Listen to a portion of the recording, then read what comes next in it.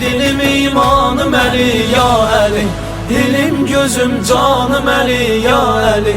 Ey dilim imanım Əli ya Əli, dilim gözüm canım Əli ya Əli, dilim gözüm canım Əli ya Əli.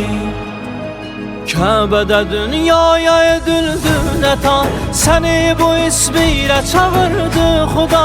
Söylədi ya mürtəzə ya lafətan, ey şirim aslanım Əli ya Əli, ey şirim aslanım Əli ya Əli.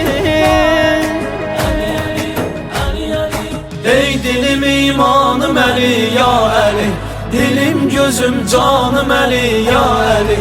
Ey dilim imanım Əli ya Əli, dilim gözüm canım Əli ya Əli, dilim gözüm canım Əli ya Əli. Hər cümə bu qəlbi közləyirəm mən, bir sədanı gələr izləyirəm mən. Məhdinin yolunu gözləyirəm mən, var əhdi peymanım Əli ya Əli, var əhdi peymanım Əli